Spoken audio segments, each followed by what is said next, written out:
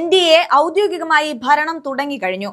അധികാരം പിടിച്ചതിന് പിന്നാലെ NDA പണി തുടങ്ങിയിരിക്കുകയാണ്. ഒരു കാര്യം ഉറപ്പിക്കാം, മുൻ മേയർ ആര്യ രാജേന്ദ്രനെ അകത്താക്കുക എന്ന ലക്ഷ്യത്തിലാണ് ഇപ്പോൾ NDA നിൽക്കുന്നത്. അധികാരം ഏറ്റെടുക്കുന്നതിന് പിന്നാലെ NDA ഭരണസമിതിയും മേയർ VV രാജേഷും ഒപ്പിട്ട ഫയലുകൾ ഇത് തന്നെയാണ്. പോലീസും മറ്റ് സുപ്രധാന വകുപ്പുകളും ഇപ്പോഴും CPM-ന് കീഴിലാണ്. അതുകൊണ്ട് തന്നെ ആര്യയ്ക്ക് എതിരെയുള്ള പരാതികൾ പൂഴ്ത്തിവെക്കുകയാണ് CPM ചെയ്യുക. എന്നാൽ കേന്ദ്ര അന്വേഷണ ഏജൻസികൾക്ക് ഇനി തലസ്ഥാനത്തേക്ക് ധൈര്യപൂർവ്വം കടന്നുവരാം. അതുകൊണ്ട് തന്നെ ആര്യ പൂട്ടാനുള്ള നീക്കം NDA ശക്തമാക്കുമ്പോൾ മേയർ കൂടി അകത്താകുമോ എന്നാണ് CPM ഉറ്റുനോക്കുന്നത്.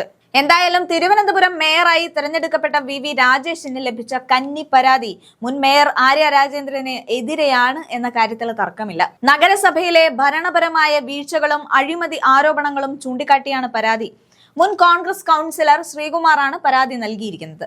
ആര്യ രാജേന്ദ്രന്റെ ഭരണകാലത്ത് നഗരസഭയിൽ നടന്ന വിവിധ താൽക്കാലിക നിയമനങ്ങളിൽ സ്വജന പക്ഷപാതം നടന്നുവെന്നാണ് പ്രധാന ആരോപണം. ഫണ്ട് തട്ടിപ്പ്, കെട്ടിട നികുതി തട്ടിപ്പ്, വെഹിക്കിൾ ഇൻഷുറൻസ് മെയിന്റനൻസ് തട്ടിപ്പ് തുടങ്ങിയവയിൽ അന്വേഷണം വേണമെന്നാണ് ശ്രീകുമാറിന്റെ ആവശ്യം. ഇതോടെ CPM ആര്യയെ കൈവിടുമോ എന്നാണ് ഉറ്റുനോക്കുന്നത്.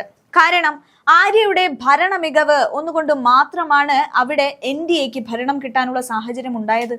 CPM തിരുവനന്തപുരം ജില്ലാ കമ്മിറ്റിയിൽ ആര്യക്കെതിരെ രൂക്ഷ വിമർശനമാണ് ഉന്നയിക്കുന്നത്. ആര്യയുടെ അഹംഭാവമാണ് അവിടെ വലിയ തോൽവിയിലേക്ക് നയിച്ച ഘടകമെന്ന് CPM ചൂണ്ടിക്കാട്ടിയതിന് പിന്നാലെയാണ് പുതിയ ഭരണസമിതി അന്വേഷണത്തിന് ഉത്തരവിട്ടിരിക്കുന്നത്. കുറ്റം തെളിയിക്കുകയാണെങ്കിൽ അറസ്റ്റ് അടക്കമുള്ള നിയമ നടപടികൾ ആര്യ രാജേന്ദ്രൻ നേരിടേണ്ടി വരുമെന്നും ഉറപ്പാണ്. രാജ്യത്തെ ഏറ്റവും പ്രായം കുറഞ്ഞ മേയർ എന്ന പ്രൗഢിയോടെയാണ് ആര്യ രാജേന്ദ്രനെ CPM തിരുവനന്തപുരം പട്ടണത്തിന്റെ മേയറാക്കിയത്. എന്നാൽ തിരുവനന്തപുരത്തിന്റെ ചരിത്രത്തിൽ തന്നെ ഇത്രയും തോൽവിയായ ഒരു മേയർ ഉണ്ടായിട്ടില്ലെന്ന് പ്രതിപക്ഷം അടക്കം ആരോപിക്കുമ്പോൾ ഭരണപക്ഷത്തിലെ നേതാക്കന്മാരും ഇപ്പോൾ അത് തുറന്ന് സമ്മതിക്കും. ഭരണകക്ഷിക്ക് പോലും അപ്രിയമാകുന്ന നടപടികൾ തിരുവനന്തപുരത്ത് നടപ്പിലാക്കുന്ന മേയർ എന്നും CPM-ന് തലവേദനയായിരുന്നു.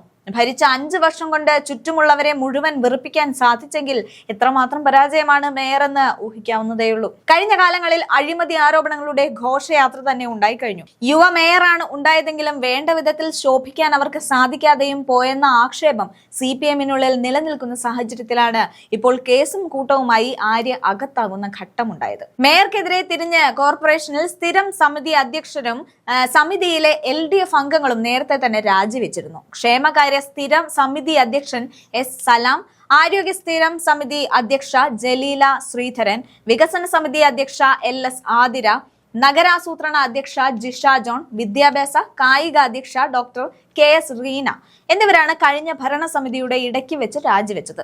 ഏറെ വിവാദങ്ങൾക്കിടയിൽപ്പെട്ട കോർപ്പറേഷൻ ഭരണസമിതിയുടെ ഒരു ഭാഗം പൊളിച്ചു പണിയാൻ നേരത്തെ CPM ഒരുങ്ങിയിരുന്നു. പുതുമുഖങ്ങളെ ഇറക്കി നടത്തിയ പരീക്ഷണം അത്ര വിജയമല്ലെന്ന് തിരിച്ചറിഞ്ഞതോടെയാണ് സ്ഥിരം സമിതി അധ്യക്ഷന്മാരെ മാറ്റാൻ പാർട്ടി തീരുമാനിച്ചത്. ജില്ലാ കമ്മിറ്റി തീരുമാനപ്രകാരമാണ് മാറ്റങ്ങളെന്നും പത്രങ്ങൾ എഴുതിയിട്ടുണ്ട്.